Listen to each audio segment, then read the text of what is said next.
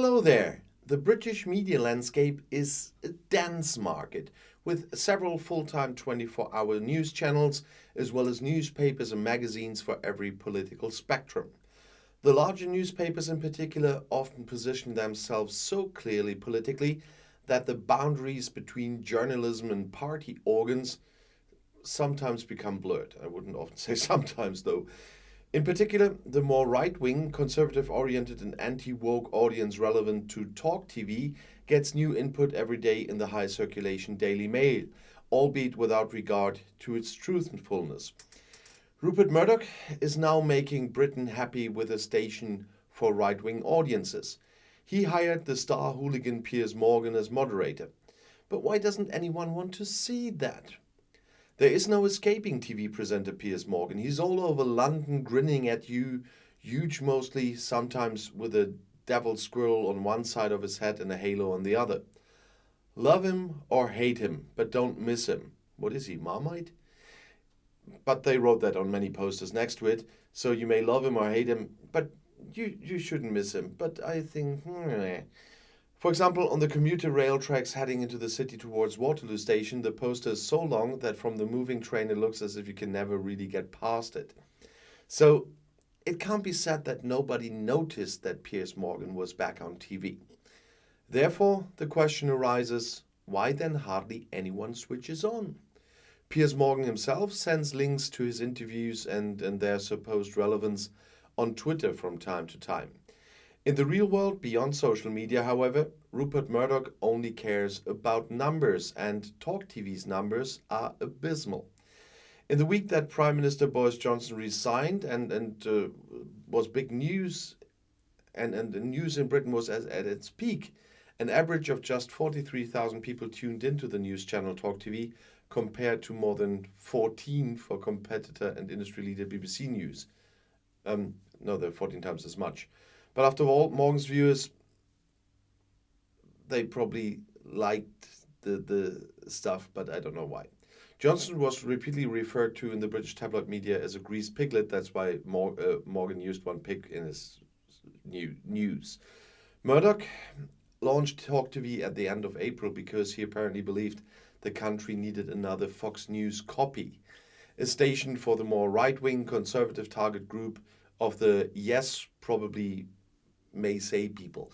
He hired Piers Morgan to be the face of the channel, Morgan being one of the country's most well-known television characters and a columnist for Murdoch paper The Sun and the New York Post.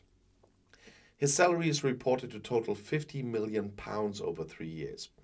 Murdoch obviously relied on Morgan's polarizing effect. The two know each other from before. I guess in the 1990s, Morgan was editor-in-chief of Murdoch's News of the World, whose sometimes criminal methods led to Murdoch later having to close the paper.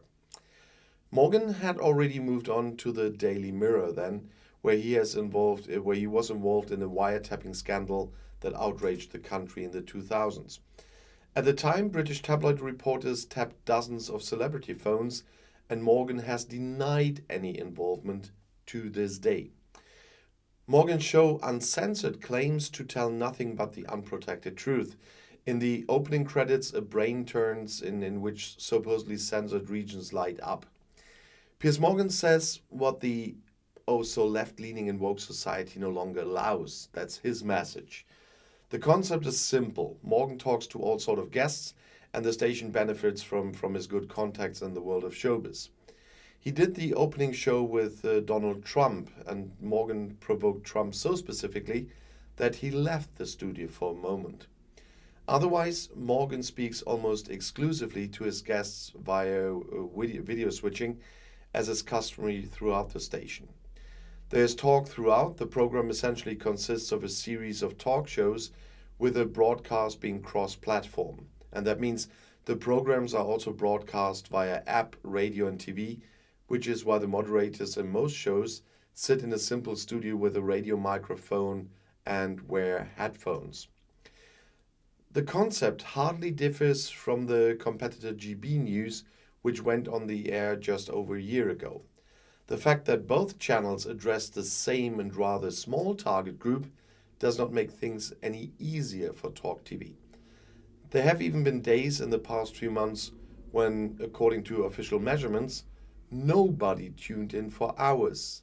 That means, in fact, 0 viewers. The fact that former right-wing politician Nigel Farage, brought in by GB News, regularly beats Morgan in the odds should also annoy Morgan in the long term. And Murdoch, who once shook up the British television market with Sky, is a successful businessman who has not exactly been known for his considerate behavior. At the end of June, he flew to London to get an idea of the situation, which is said to have caused some excitement at the station. He hired the former editor-in-chief of the Daily Mirror, Robert Wallace, as the new channel boss, and brought in employees from his US channel Fox News to provide assistance.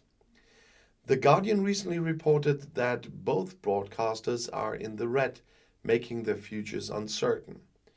One of GB News' main investors, the US group Discovery, is said to be considering an exit. And that in turn leads to rumors that Murdoch might consider simply buying out GB News. And meanwhile, Morgan himself tries to save what can be saved. He recently made several posts in a row on Twitter addressed to several prominent politicians, including Prime Minister Boris Johnson, ex-Chancellor of the Exchequer Rishi Sunak, and Secretary of State Jacob Rees-Mogg. He accused everyone of not having come to his show despite personal promises, and he hereby offers to make up for it. In fact, Sunak will now be appearing on Talk TV today when I'm filming this, together with Liz Truss, and he's appearing there for the television debate. It's already the second of 3 on the English television, which is about the successor to Boris Johnson. And Morgan wrote to Rees-Mogg that at a recent party in front of your mother, he had promised to come on the show, and knowing that he, Rees-Mogg, was being honest, he was looking forward to his coming.